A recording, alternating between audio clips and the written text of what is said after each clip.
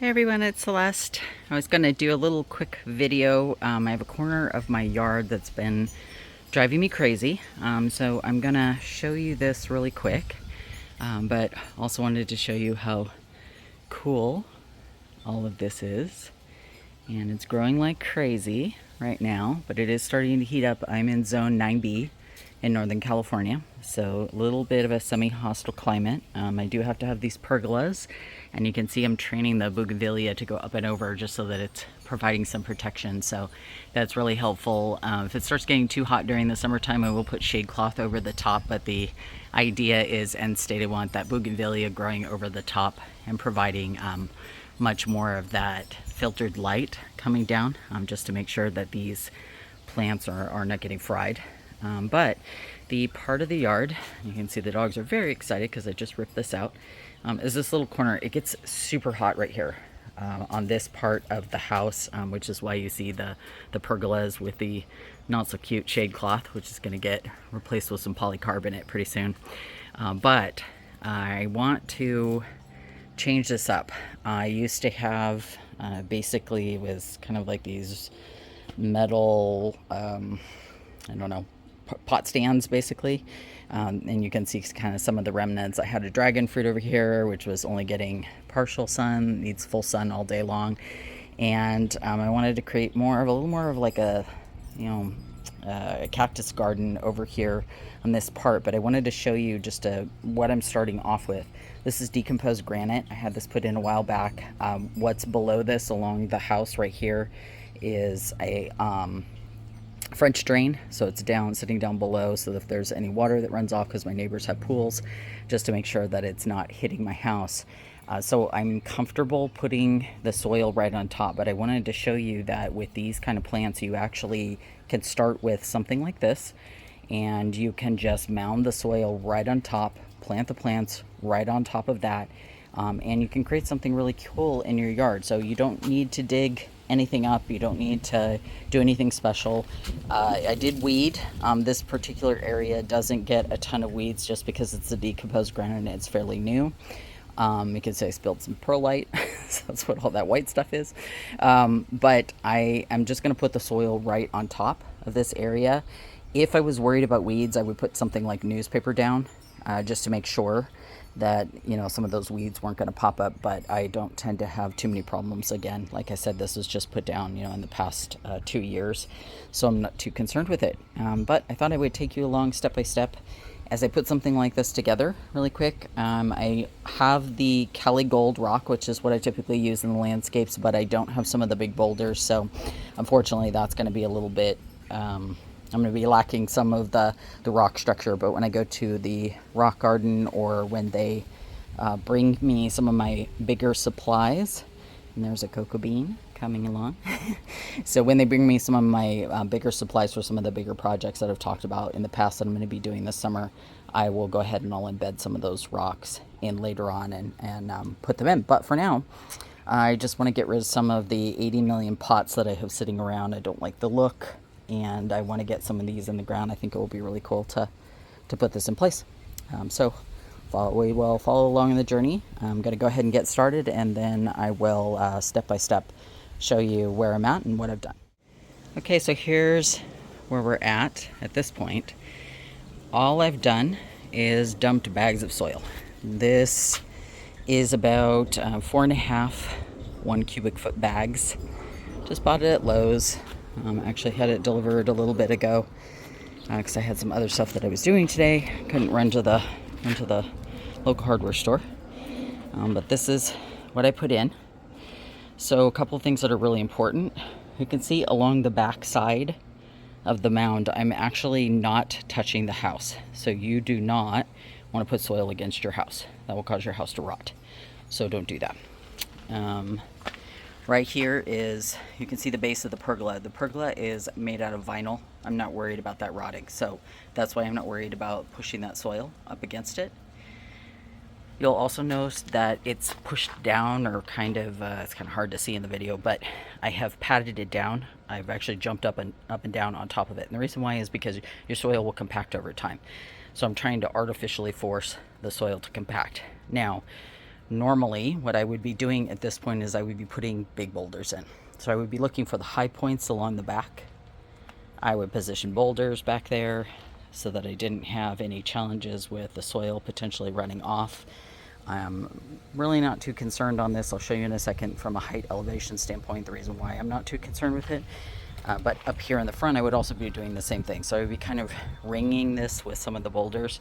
I'll probably go and grab some of the boulders that I've got in other spots around the yard, just to kind of put this in, because it'll bug me if I don't do it, if I don't add at least a couple of boulders.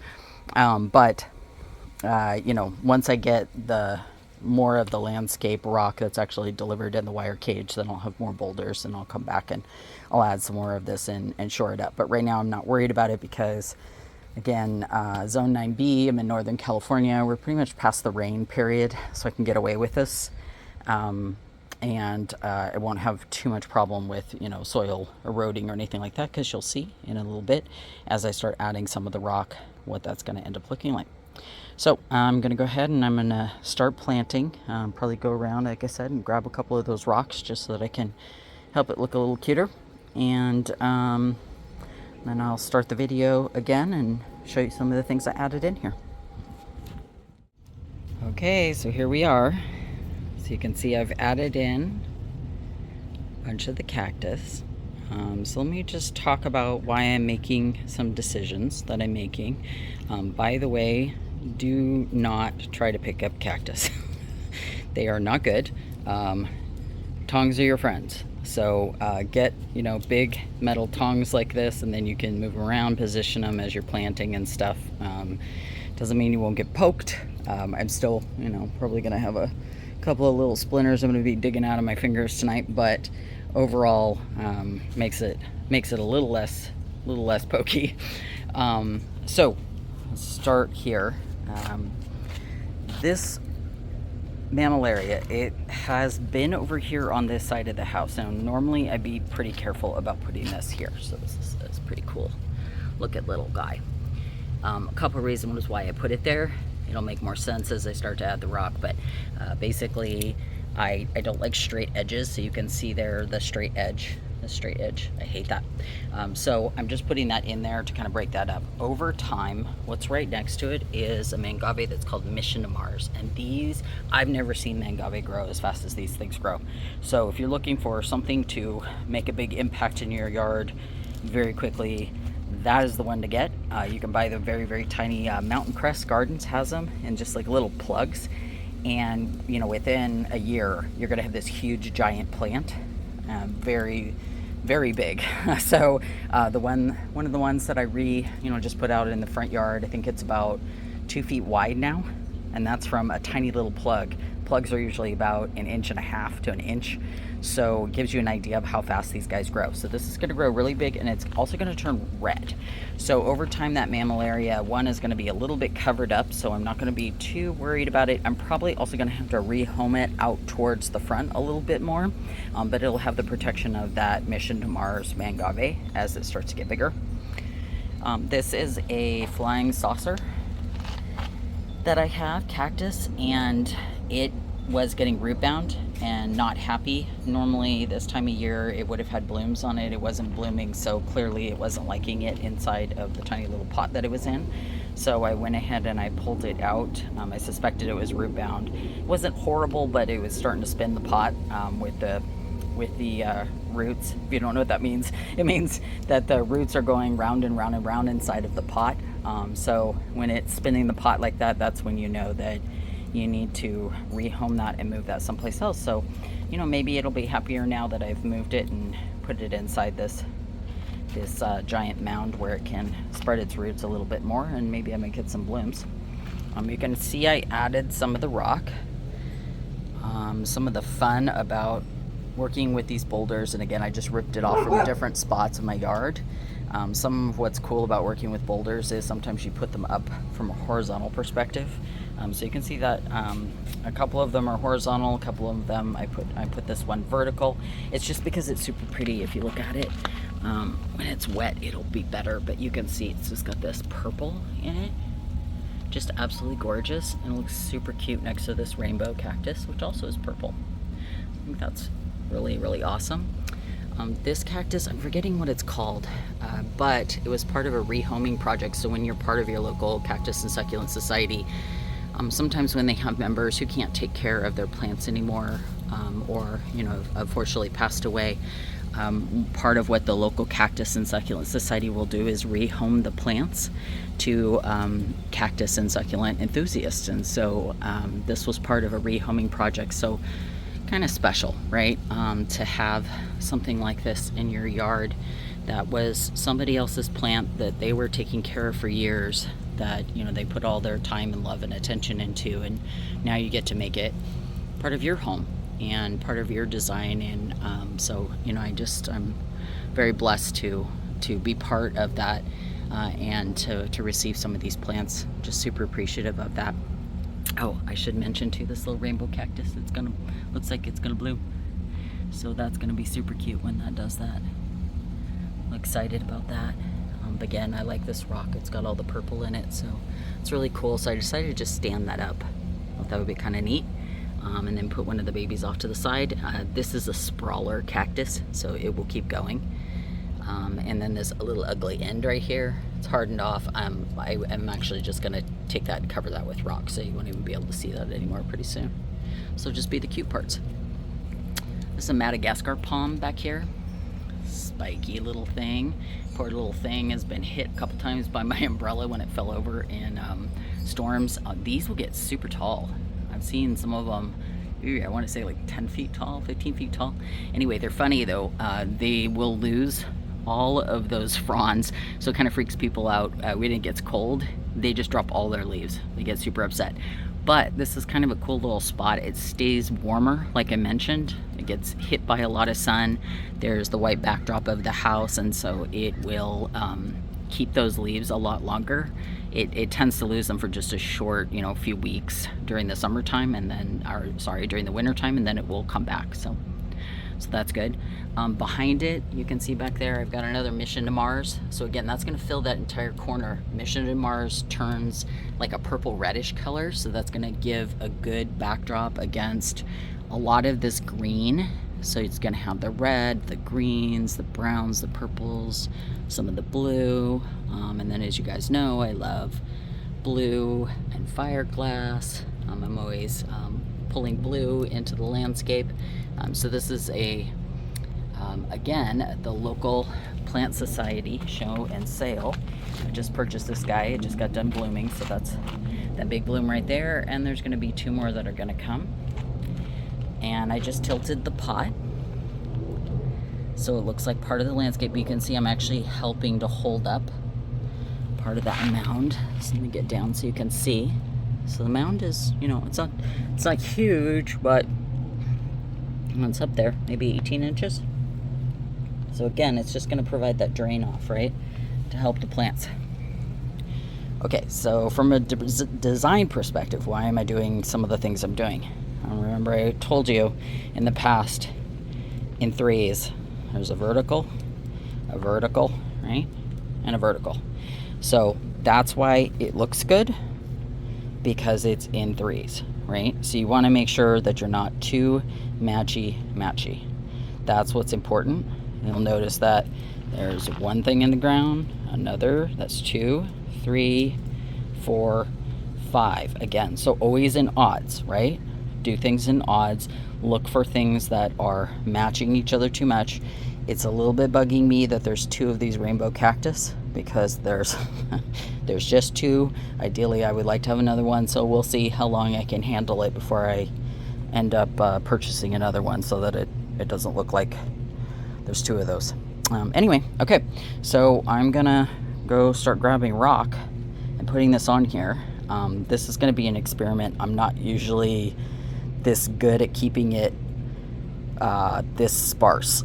So usually there would be a ton more plants.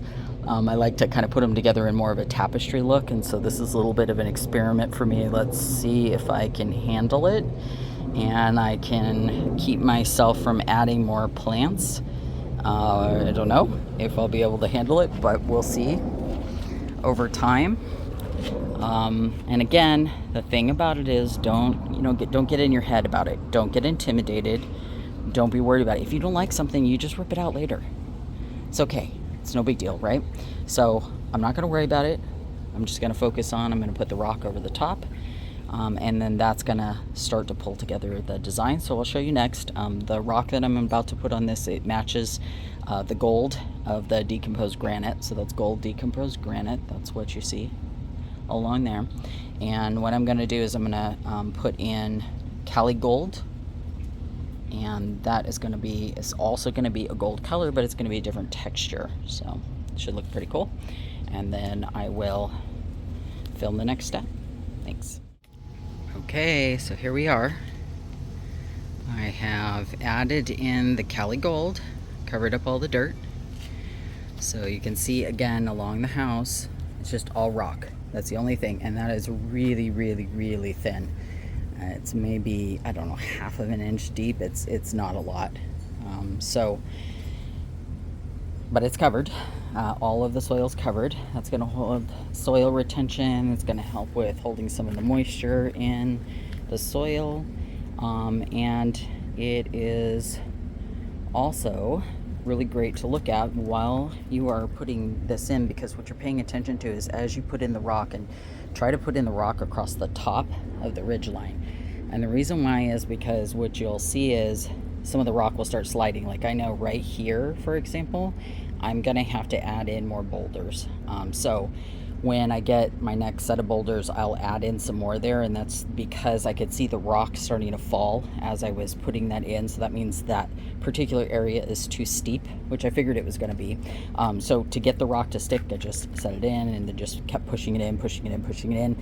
But longer term, that's going to need some boulders. I'll also want some boulders along the side here just to hold that up, because again, that's going to be pretty steep along that whole area. It was looking a little too green, so of course I had to add these guys in, and I had this in a different part of the yard, and so I thought that that would be super cute to put that in. Also very, very funny, so we'll see how long before my son sees it and says, "Mom, inappropriate." But I think it'll be pretty good.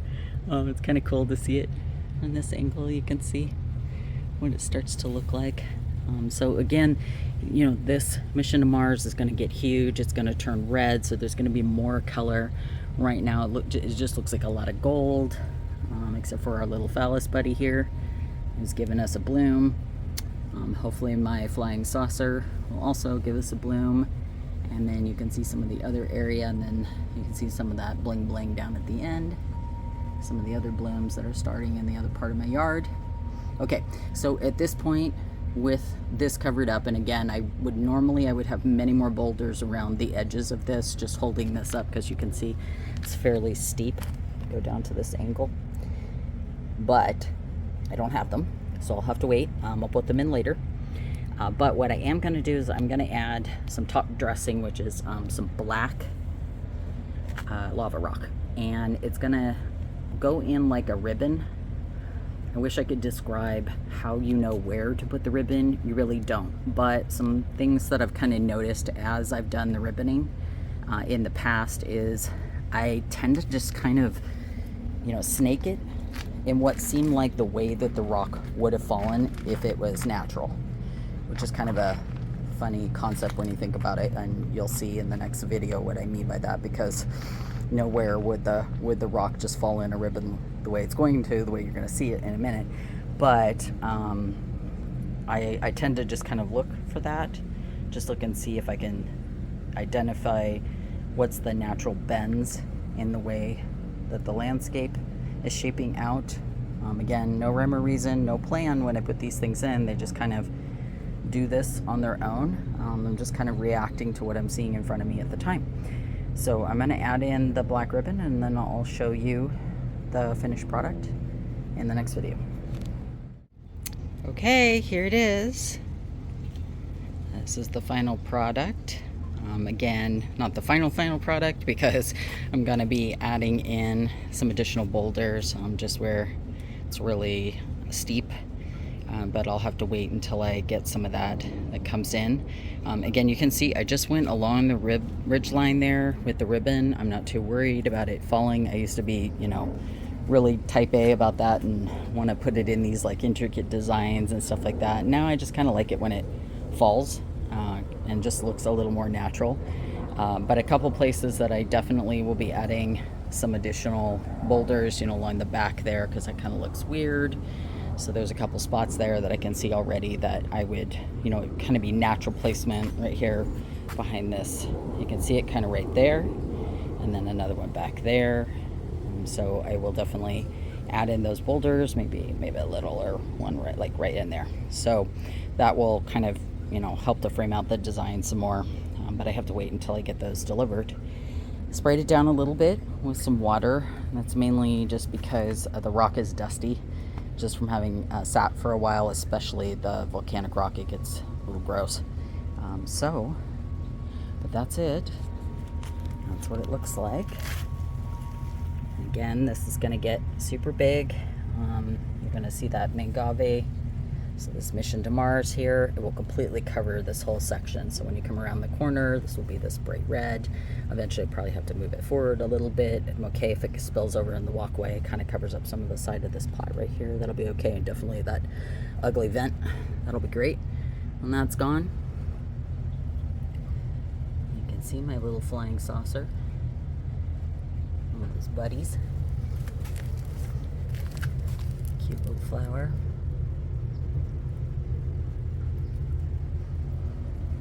You might notice some of the little bit of bling bling.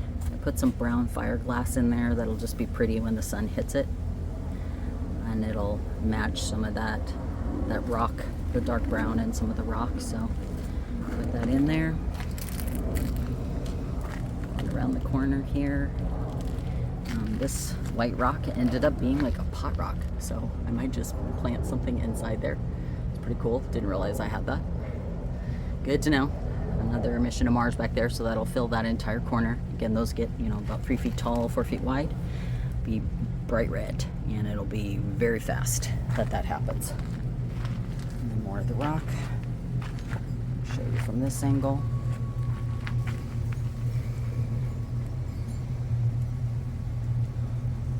So again, this is a tough spot in my yard.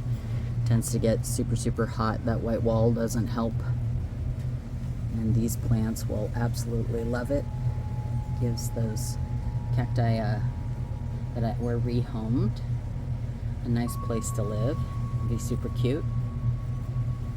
And we'll get some more blooms here. It's super nice. All right, so again, Zone 9B in Northern California. And this is how I'm tackling one of the harder spots in my yard that tends to get a little too hot. Make it something nice, and definitely better than a bunch of pots stacked over here. So I think this will be a nice little addition to the yard, and looking forward to watching this grow. As always, if you like the content, feel free to like and subscribe. Send me comments, ask me questions. I'll do my best to answer. And I hope you're having a great weekend. Thanks so much. Bye-bye.